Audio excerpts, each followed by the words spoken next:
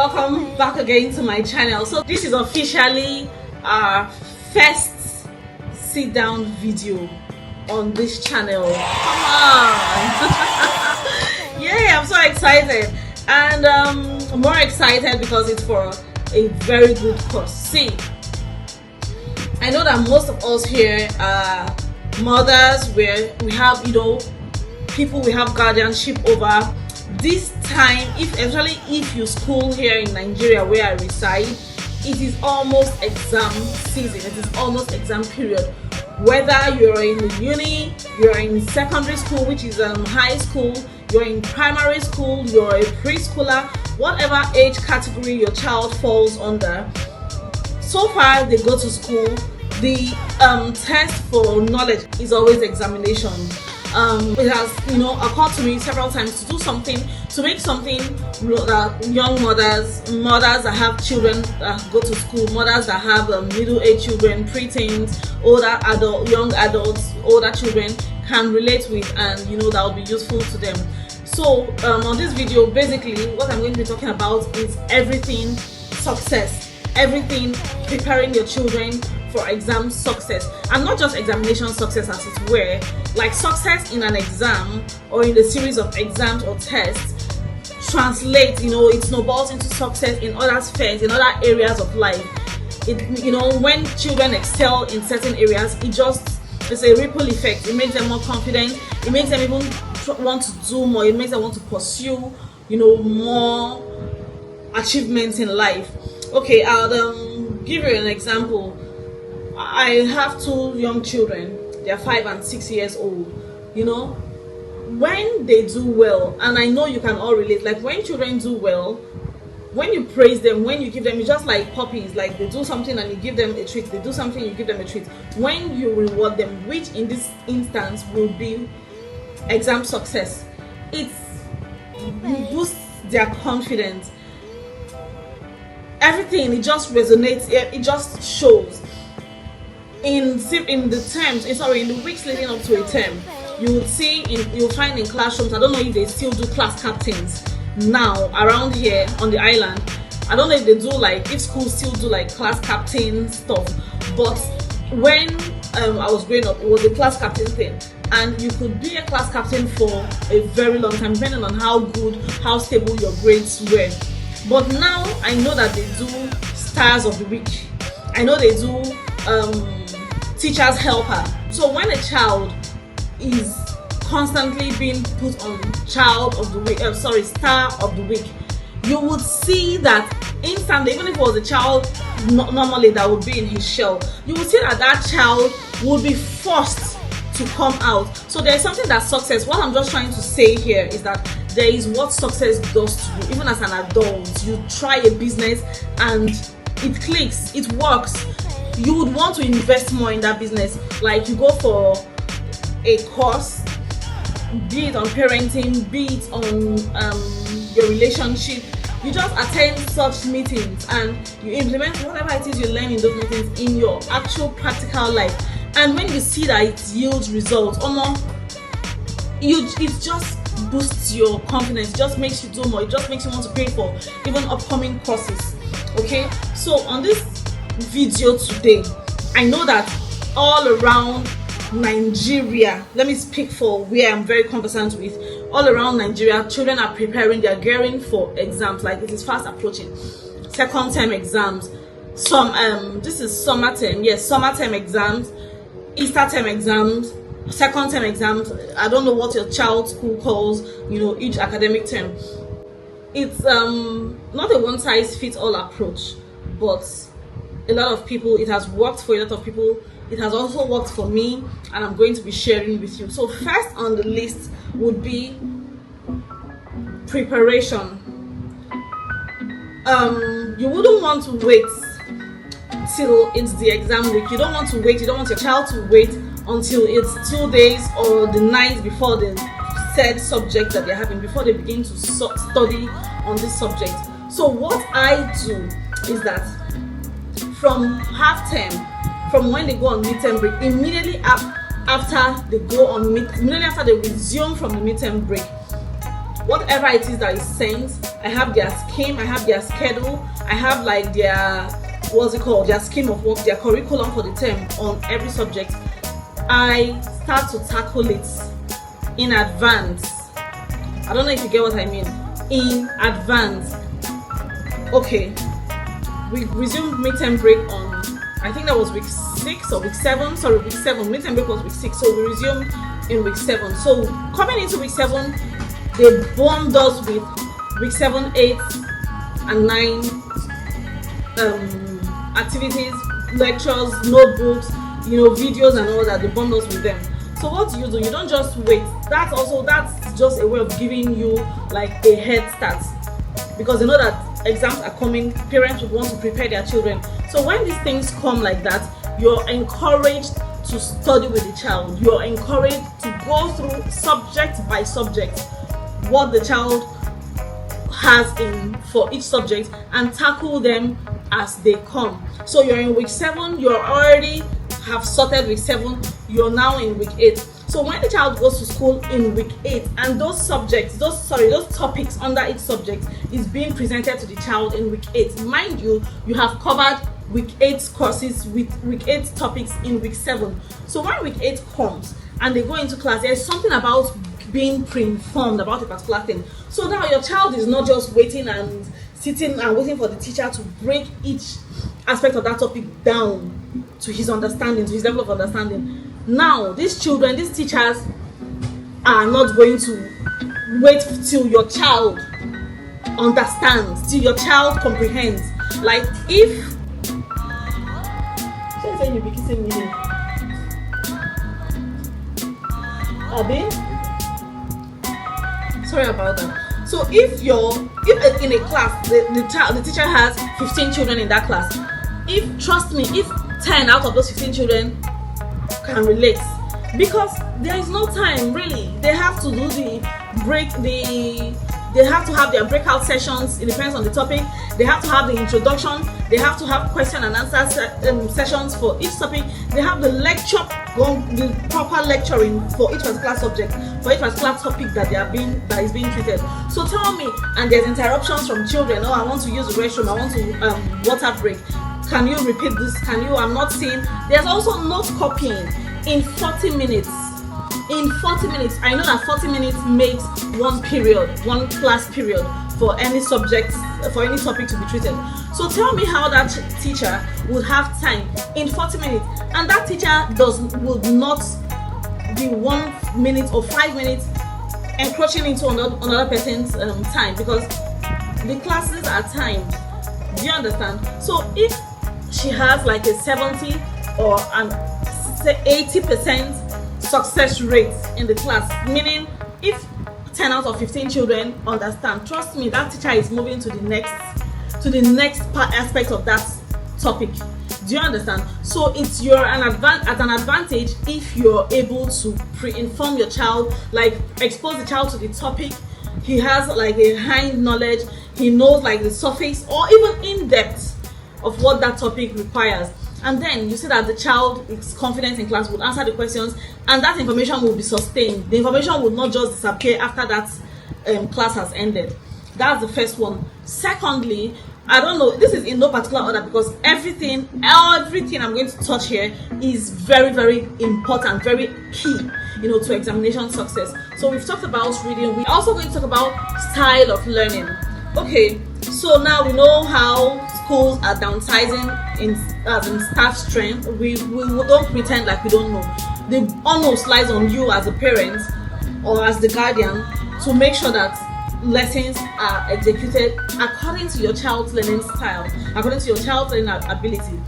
The teacher will only carry the class along, again, I repeat again, according to how most of the fast learners, the high flyers in class, according to their learning styles. Do you understand? That a child's learning style, 10 children's learning styles will be entirely different from your own child's learning style. If your child is a visual learner, you would want to come back home and go through every item that is expected to come out in the exam, which I'm telling you, which translates to every item in the scheme of work in the curriculum. according to your child's learning style. So if your child, for instance, is a visual learner, you will not just come and blab and do the lecture style of learning, of teaching, to that child and expect that child, look, trust me, his mind will wander. He would be there, but he wouldn't be present, listening to you or understanding what you're saying. So it relies on you now to say, okay, to find out what style does this child relate with the most. Are you a visual learner? You want me to concretize the learning, the teaching process? You get things, you get materials. If it's a math problem, there's many materials to source for. You have the internet, you have bookshops, you have not bookshops, you have like stores where they sell things that would help your child with the resources. You have all these resources at your beck and call. You can put all those things in place. You can invest in things like this so that the child has the best experience, or no, not experience is not the word, so that the child learns according to how he would not forget. Like the child learns and it sticks. That is his learning method, that is his learning style. So if, for instance, your child is a visual learner, you would want to bring up pictures that relates with whatever it is you're teaching. You want to bring up scenarios, play videos of instances, of examples that this child will say, okay, you're not just being theoretical, you're being practical. He or she is seeing these things play out. Oh, okay, is this what happens when this happens? For instance, if your child is doing I remember when we did what is it called in PHES, we're talking about rules, tennis rules, and because we are not my children are not very familiar with tennis, like lawn tennis, table tennis, and all those board games. I had to bring it out. Sorry about, I have a fan that is blowing this hair away. Sorry if this thing is bothering you. So we have resources. You put a YouTube channel, not a YouTube channel, you play a video, you go on your smartphone, you go on your TV, you put a video on this tennis rules. So if you're saying lawn safety, if you're saying racket, if you're saying the proper shoes, if you're saying the proper gears, they are saying these things. Do you understand? So there is nothing like you're teaching a child and the child is seeing these things, and you can even go further by buying it for them so that they see it, or you take them to a place and, okay, you remember this thing, this is what we're talking about, is on this shelf, this is it, come and touch it, come and feel it. You don't even necessarily have to buy it. Do you understand? These other ones, it's nobody's going to bill you for touching something on the supermarket shelf or on the store shelf and not pay for it, so far you don't damage it. So that is another way that you can help your child who is a different kind of learner to learn and assimilate. I hope you understand. The third one is going to definitely be nutrition. See, you cannot it's just like bad nutrition is just like feeding the outside, and when you open the inside there is nothing there. Like you're all good outside, but these things are your child can't survive. Not that they can't necessarily survive, like their brain health, their brains grow until a certain age, but even after the brain has stopped growing, which is for older children, there's still some necessary nutrition that is needed, that is very important to help brain health, to help the cells grow, to help the cells regenerate. A child that can have the opportunity to learn. Do you understand? So nutrition plays a very key role. There are some foods that I know that everything is fast-paced now. You want to, as much as you can, save time because mommy is working, daddy is working. You just have to do what you have to do. Nobody is saying that is wrong, but there has to be a balance. Really, you can plan your meals, you can cook in bulk, you can refrigerate them, freeze them. In fact, it was not until recently that I learned that some people actually freeze egg sauces. So instead of every time, because there is no sauce, quickly go noodles to the rescue, because there is no sauce, this to the rescue, snacks to the rescue, make it in bulk. Make your egg sauce in bulk, make your fish sauce in bulk, make egg a part of their daily. It's very, very important. So you make fruits as well. I'm very grateful for my children's school. There are meals that they don't even tolerate. If you bring that meal to school, they will trash it and probably offer the child something else that you have to now come and pay for. Noodles is number one. They always write it highlighted in bold capital letter. Noodles are a no-no. Children are not allowed to bring noodles to school. They're not allowed to eat noodles in school. At school, fizzy drinks and all these snacks and lollipops and chocolates and candies are not highly prohibited. Only on Fridays. Only on Fridays. So that is the balance we are talking about. So as much as they know it is not, because it is not very beneficial to these children, but because they know that this is what children are pre-exposed to at home now, they have to create that balance for once a week. So this is that is just what, and you can't do otherwise. You cannot come and now say they will trash it. For real, they will trash it because it's already there in the rule, in the newsletter. That brings me to the third point: information. Go through communication books. I know that all schools now send in communication books, either communicating through the books or through text at the end of each school day. Read your messages. Do not hibernate those. Do not archive those chats. Do not mute those chats. Do not put them in a place where when there's a notification you will not hear it.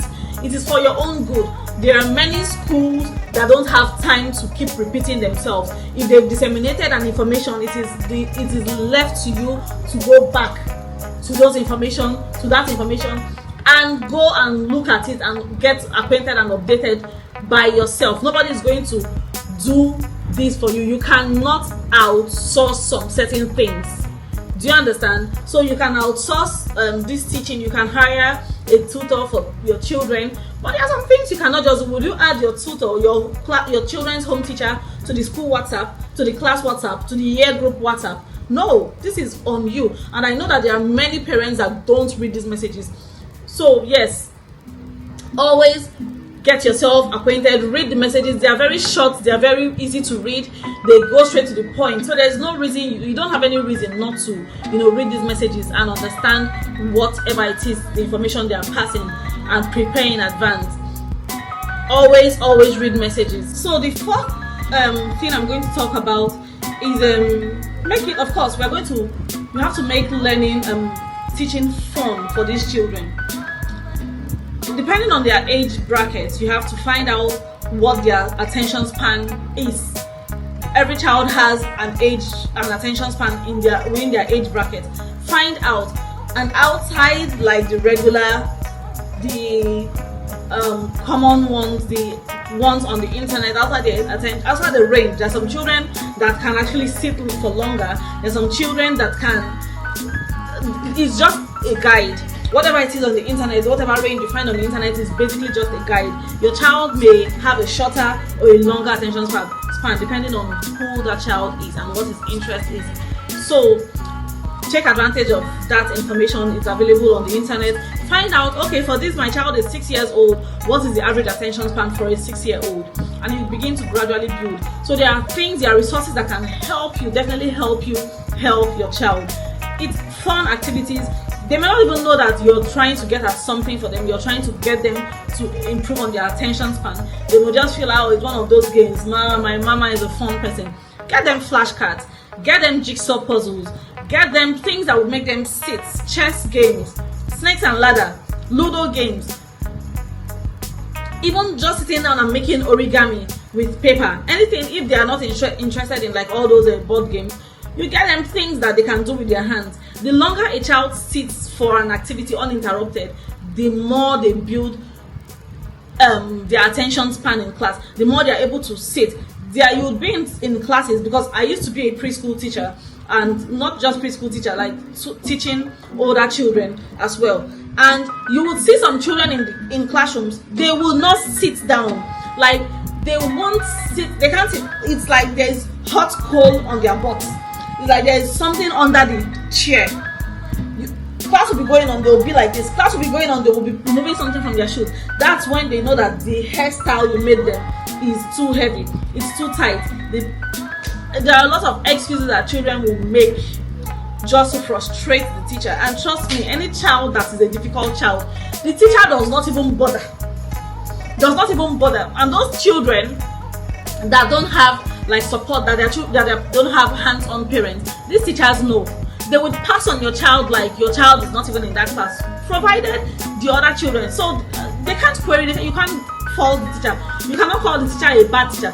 When the time comes for report, out of in a class of 15, you get 10, 12 classes, 10 children as high flyers or as above average pupils or students.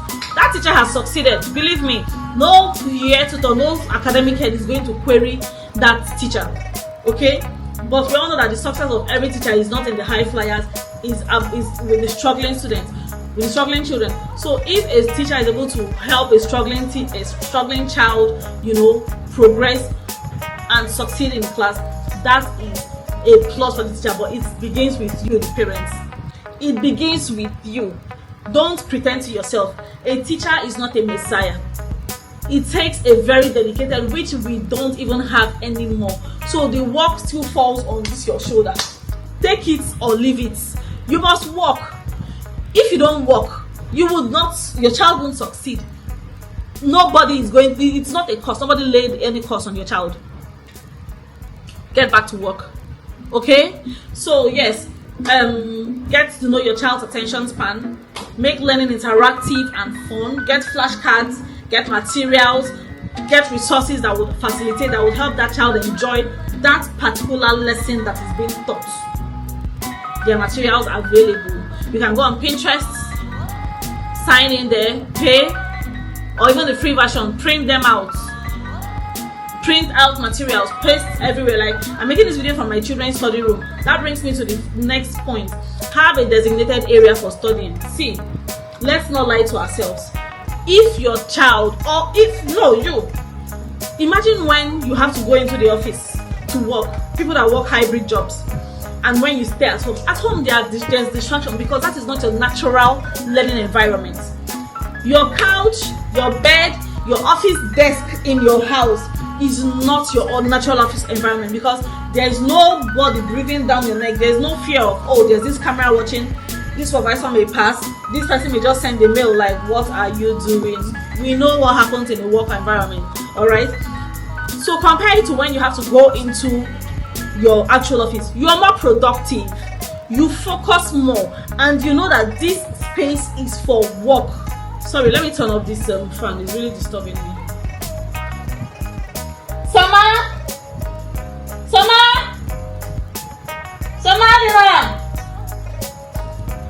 Samadina, come please. I'm in your study room, oh. Yeah. Yes. Please turn off that fan. Turn it off from the switch. Thank you. From the switch, thank you.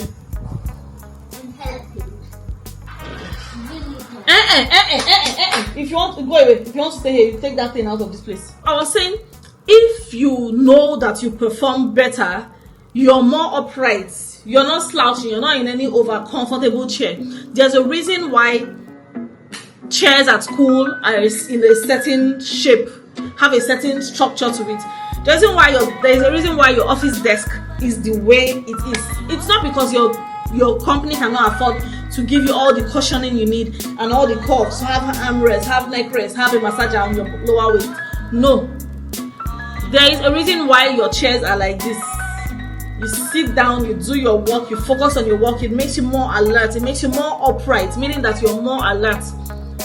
You do your work and you go away. So have a designated place for studying for your children. Have a place where they know this is a place for study. There are books, there are resources, there are laptops, there are pencils. Everything is laid out. There are pens, markers, textbooks. Everything is put in different. Here I'm using my children's study desk. They have the drawer for laptop cables. They have the drawer where there's laptop cables. There's pen markers. All these things. There's pen markers. There's their laptop cables in one drawer. There's exercise books that they are yet to use. and everything. So they know that bottom left drawer, sorry, bottom right drawer has all these things. They know that middle drawer has everything mathematics. They know that the top drawer has everything language. They know that that is where all their resources are. Everything is organized. Everything is just, this is what I'm working with. They have their pencil case, they have their Bible, they have their laptops, everything, and they just it just, you know, helps them.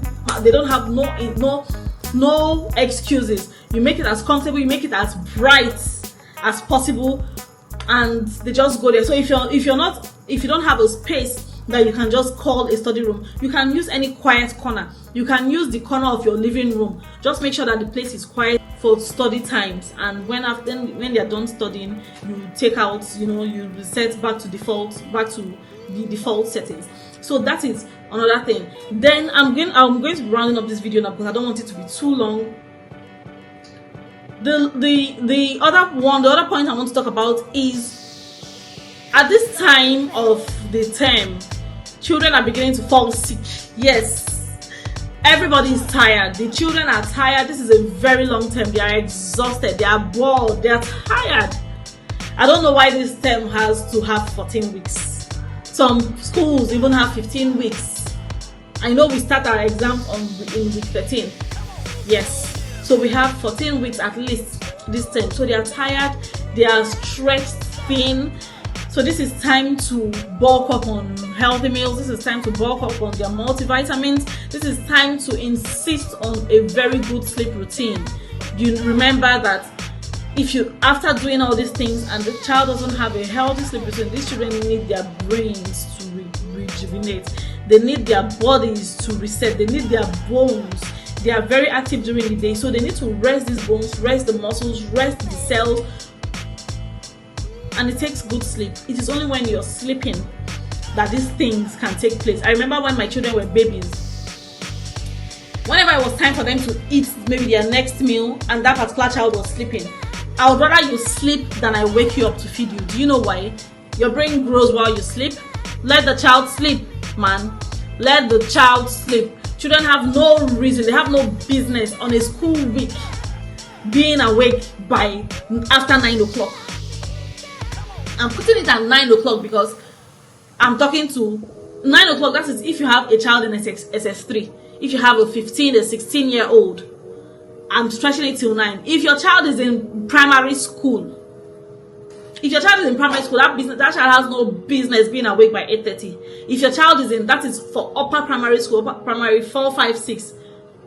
If your child is from primary 3 to preschool, that child has no reason being awake after 8 o'clock. For real. So that is also one of the reasons why I'm looking at my time, because it's almost 5 p.m. and I know I have things to do. I have to make their food. They are out playing soccer. Their coach is here to train them because they have league tomorrow. By 7:30 we are winding down. Everybody is shutting down. The body is already shutting down. So yes, you know that body needs to rest. And they sleep up until 6 in the morning. Tell me why that child will not be alive when they get to school to understand. Many children go to school and they are dozing off at 8 o'clock because they did not sleep well. They didn't sleep well. You expose them to all sorts of activities. Then as much as possible, if you can limit screen time to just weekends, do it. It didn't kill anybody. It didn't kill you.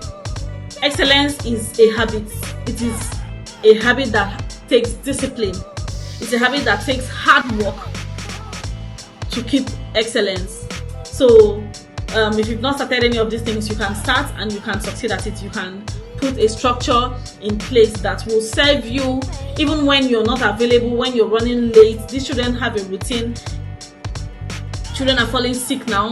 This is the time to boost their nutrition. This is the time to give them their probiotics. This is the time to give them healthy food. This is the time to take them for routine checks. Do you understand? And just so that they don't break down. Not after all this preparation, they now go into the exam week feeling sick.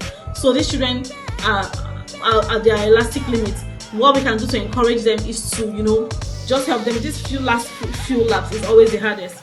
boost their immunity. They also need to stay hydrated. Children should be encouraged to go outdoors at least 30 minutes every day. They should be encouraged to receive fresh air, because children now is from home to car to school.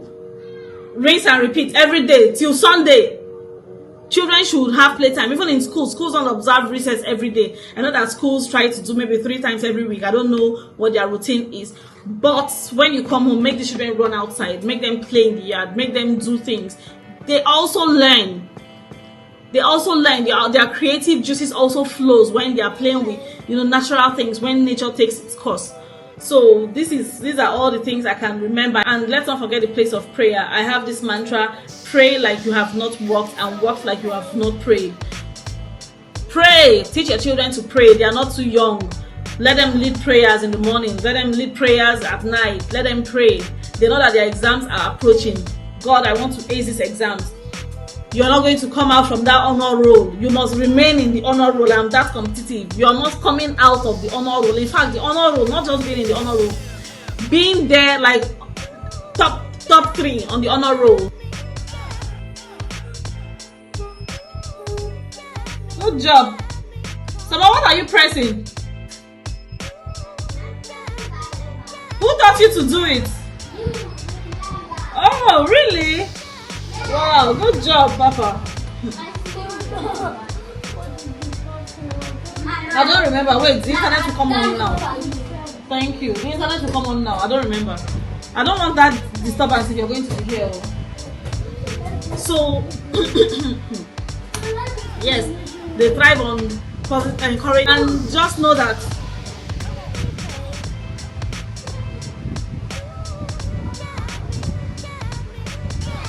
every child can succeed with the right support, right, Papa? Yes.